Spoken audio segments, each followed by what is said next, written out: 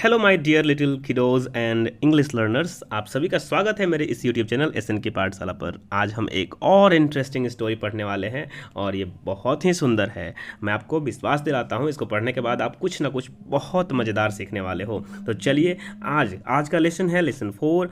इसका नंबर है 4 और इसका नाम है नो योर बर्ड्स। क्या आप अपने घर के आसपास रहने वाले पक्षियों के बारे में जानते हो? नहीं जानते हो तो इस चैप्टर को पढ़ने के बाद आपको जरूर इंटरेस्ट आएगा और आप जानने की कोशिश करोगे। चलिए आगे बढ़ते हैं। ऑन योर मार्क में कुछ बातें बोली गई हैं, उसको ध्यान में रखिए। पहले यहाँ पर एक चित्र है, इसको देखिए। यहाँ पर एक मदर बर्ड है, वो क्या कर रही है? तो अपने बच्चों के लिए खाना लेकर के आई है। कुछ ना कुछ कीड़े को लेकर के आई है अपने बच्चों के लिए। याद रखिएगा इस बात को, माँ बहुत मेहनत करती है अपने बच्चों के लिए। लेट्स टॉक, चलिए कुछ बात करते हैं। यहाँ पर क्या लिखा हुआ है? पहले आस्क योर पार्टनर का मतलब होता है आप अपने दोस्त से भी ये बात पूछ सकते हो।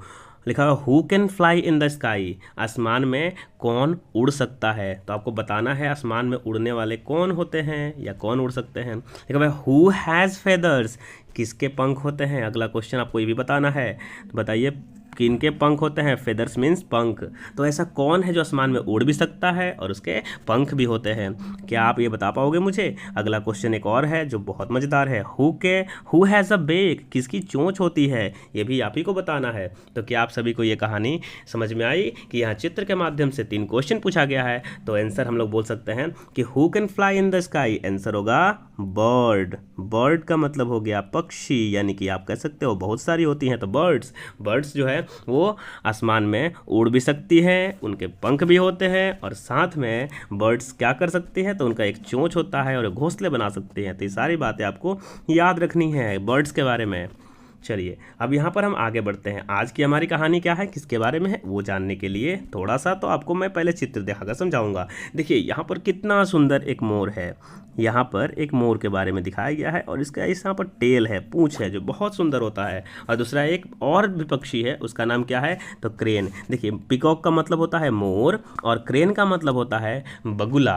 आपको याद रखना होगा क्रेन का मतलब क्या होता है। तो 2 पक्षियों के नाम आपको बर्ड्स नेम याद करने हैं। एक हो गया पिकॉक, दूसरा हो गया क्रेन। अब यहाँ आगे बढ़िए, अब यहाँ क्या क्या लिखा हुआ है उसको समझते हैं। तो कहानी स्टार्ट होती है कुछ इस तरह से, तो पढ़ते हैं। वंस अपॉन अ टाइम, एक समय की बात है, अ peacock lived in a forest beside a lake. एक समय की बात है, एक पिकॉक था यानी कि मोर था जो रहता था कहाँ पर? इन अ फॉरेस्ट, एक जंगल में, एक लेक यानी कि झरने या झील के किनारे।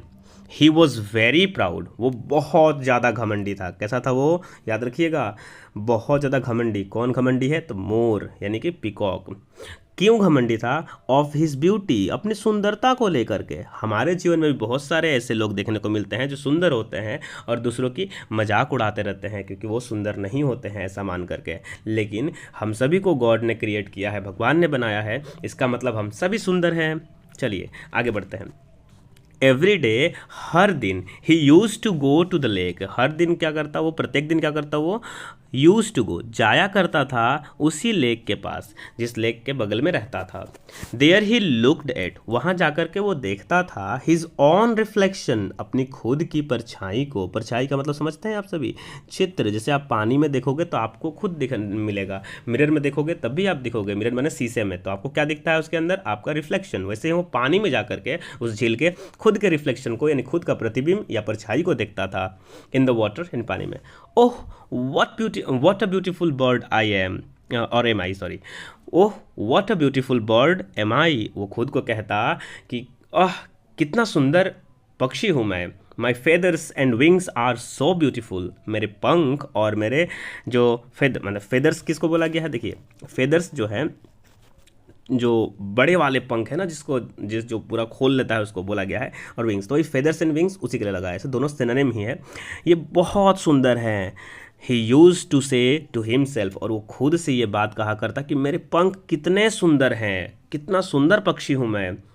ठीक, पानी में खुद को देखते हुए। वन डे, एक दिन, a crane came to live by the lake. एक दिन एक क्रेन, वहाँ पर वन डे क्या हुआ? कहानी में बदलाव, एक क्रेन आया। क्रेन का मतलब हो गया बगुला आया किस लिए? To live by the lake, उसी लेक के पास रहने के लिए। क्या आपको ये बात समझ में आ रही है? वहाँ पर एक नए जीव का आगमन हो गया है। The peacock saw the crane, peacock ने सॉ यानी कि देख लिया, किसे देख लिया? क्रेन को, उस बगुले को देख लिया। ही मरमर्ड, अपने ही मन में वो धीमी आवाज़ में, मरमर्ड का मतलब होता है बुदबुदाना, फुसफुसाना, मन में बोलना। क्या बोला? A new visitor is here to stay, अरे यहाँ तो एक नया विजिटर है। विजिटर माने होता है विजिट करने वाला, यानी कि कह सकते हो मेहमान। एक मेहमान आया हुआ है यहाँ रहने के लिए। To stay, I must go and introduce myself to him, मुझे ज़रूर जाना चाहिए और मुझे अपने आप को उसके सामने क्या करना चाहिए? तो इंट्रोड्यूस करना चाहिए, अपने बारे में बताना चाहिए उसको। So the peacock walk to the lake, इसलिए पिकॉक क्या किया? वॉक टू, चलते हुए पहुंच गया। कहाँ गया? उस लेक के पास। द क्रेन वॉज बिजी, लेकिन वहाँ जो क्रेन आया था वो बैठा नहीं था, वो बिजी था, व्यस्त था, वो कुछ काम कर रहा था। क्या काम कर रहा था? वो देखिए, he was catching fish for lunch, वो फिश यानी कि मछलियों को पकड़ रहा था। लंच मतलब अपने दिन के खाने के लिए। याद रहेगा यहाँ तक? अब लिखा हुआ है the proud peacock spread out his colourful feathers for display, मैंने बोला था बड़े वाले पंख जो थे उसको फेदर्स कहिएगा।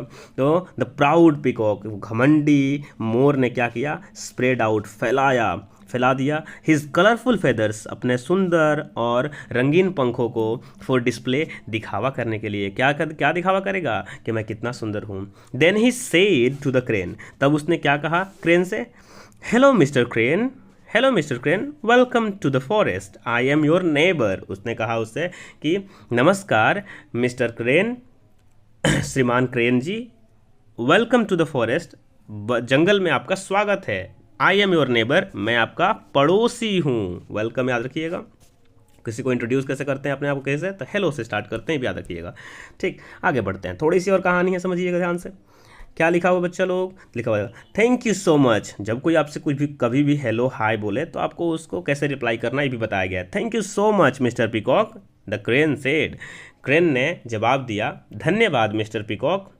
द पिकॉक एंड अच्छा ये कह दिया है, बता दे रहे हैं। क्रेन ने कहा कि धन्यवाद mister peacock. The peacock then mocked at the crane, mock का मतलब होता है मजाक उड़ाना। इसके बाद पिकॉक ने क्या किया? मजाक उड़ाने लगा। वो किसका? क्रेन का। Why do you have such colourless feathers, तुम्हारे जो ये पंख हैं वो इतने ज़्यादा कलरलेस क्यों हैं? सच कलरलेस माने इस तरह के बेरंग पंख तुम्हारे क्यों हैं? तुम्हारे पंखों में रंग क्यों नहीं है डिफरेंट काइंड का, जैसे मेरे हैं रंगीन सुंदर। यू लुक सो ऑर्डिनरी, तुम तो बहुत साधारण या सामान्य दिखते हो, मतलब सुंदर नहीं दिखते हो। सिंपल भाषा में वो इसको कह रहा है। अब क्या कहता है? द क्रेन रिप्लाइड, तब उस क्रेन ने उसको जवाब दिया। और ये जवाब आप सभी को याद रखना है। जिसको ये लगता है कि वो बहुत सुंदर है और आपका मजाक उड़ाता है तो आप उसको ऐसे जवाब दे सकते हो। आपने सामने भी एक उत्तर खोज के रखना जवाब देने के लिए, लेकिन लड़ने की आवश्यकता नहीं है। यस, क्या कहता है? Yes I don't have beautiful feathers, वो स्वीकार करता है कि हाँ मेरे फेदर्स सुंदर नहीं है। जैसे आप क्लास में बोलते हो कि मेरे जियोमेट्री बॉक्स सुंदर नहीं है, मेरे क्लोथ सुंदर नहीं है।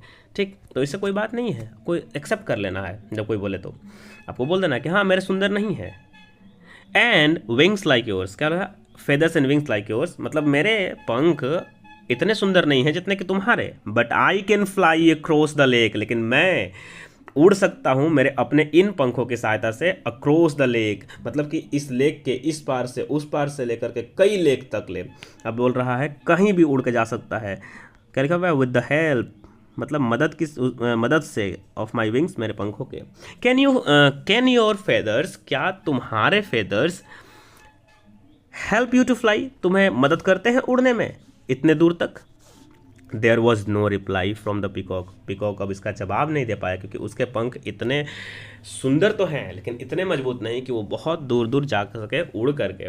ही फेल्ट असेम्ड, उसे खुद पर शर्म आने लगी। एंड वेंट अवे, और इस तरह से वो वहाँ से चला गया। तो बिना लड़ाई किए बगुले ने कैसा जवाब दिया आपने देखा ना, बहुत सुंदर जवाब था। ऐसे ही आपको भी ध्यान रखना है। चलिए कुछ क्वेश्चन बचे हुए हैं उसके बारे में पढ़ेंगे। पहले वर्ड ट्रॉफ, इंग्लिश पढ़ रहे हैं तो वर्ड याद करना बहुत जरूरी है। मर्मर का मतलब होता है said in very low voice, जैसे कि मुंह में कुछ बोलना। आप बोलते हो ना कि मुंह में मत बोलो मुझे समझ में नहीं आया, वही वाला बात है। इंट्रोड्यूस का मतलब होता है मेक नॉन, यानी कि अपने आप को बताना कि मैं कौन हूँ, अपने आप को परिचित कराना। नेबर का मतलब होता है समवन लिविंग नेक्स्ट डोर, कोई आपके घर के बगल में रहता है, नेक्स्ट, उसी को हम लोग नेबर कहते हैं। मोक्ड का मतलब होता है मेड फन ऑफ, यानी कि मजाक उड़ाना। आगे कुछ क्वेश्चन है, बहुत सुंदर है, इसको याद रखिएगा। मैं आपको बस आपके सामने लाता हूँ। क्या आपको यहाँ पर कुछ दिख रहा है? इसको जानना बहुत ज़रूरी था, इसलिए मैं इसको इस वीडियो में रख रहा हूँ। आप भी इसको ध्यान से पढ़िएगा। लिखा हुआ है लेट्स लर्न, कुछ सीखते हैं। क्या सीखते हैं? अ वीवर बर्ड, एक बुनकर पक्षी, कैन वीव अ नेस्ट, वो क्या कर सकता है? एक नेस्ट यानी कि घोंसले को बना सकता है। ये है एक वीवर बर्ड, इसकी पहचान करिए आप। क्या कर रहा है? घोंसला बना रहा है। वैसे ही इसके बारे में एक बात पता चल गई कि वीवर बर्ड घोंसला बनाते हैं। वीव करने का मतलब बनाना ही होता है, बुनना होता है। Owl, N owl can see at night, तो उल्लुओं के बारे में आपको क्या जानकारी रखनी है कि उल्लू जो होते हैं वो रात में देख सकते हैं। अगला क्वेश्चन क्या है? A vulture can fly very high in the sky, vulture का मतलब होता है गिद्ध। यहाँ साथ में आप याद रखिएगा, गिद्ध हो या बाज, ईगल हो, ये आसमान में बहुत ऊंचे तक उड़ते हैं। तो a vulture can fly very high in the sky, आसमान में बहुत ऊंचे तक उड़ सकता है। अगला लिखा हुआ है a cuckoo can sing sweet notes, यानी कि बहुत सुंदर आवाज़ में एक कुकू पक्षी जो होती है वो गाना गा सकती है। कुकू मतलब होता है कोयल, कोयल पक्षी, जैसे आपके सामने आज दिख रहा है। अगला लास्ट वाला लाइन देखिएगा, क्या लिखा हुआ है कि अ peacock can dance in the rain, जो पिकॉक होता है ना, पानी पड़ने पर, बारिश होने पर, यहाँ दिखाई गई है, नाचता है। और नाचते वक्त इसके पंख बहुत सुंदर लगते हैं। लेकिन अब ये घमंडी बन जाए तो इसको मुंह तोड़ जवाब भी दिया जा सकता है, हमने ये सीखा था अभी। अ हैन कैन ले एग्स, हैन जो होती है, हैन माने मुर्गी, ठीक, तो वो क्या करती है बाबू? अंडे देती है। ले एग्स का मतलब हो गया अंडे देना, जैसे कि आपको यहाँ दिख रहा है। तो आई थिंक आपको ये सारा बात याद हो गया होगा और आपको अच्छे से समझ में भी आ गया होगा। तो ये कहानी कैसी लगी आप कमेंट में मुझे जरूर बताना, और भी कोई बात जाननी हो तो उसको भी आप कमेंट करके पूछ सकते हो। Thank you so much for watching this video kiddos. मिलेंगे एक नई वीडियो में, टेक केयर, अपना ख्याल रखें। जय हिंद।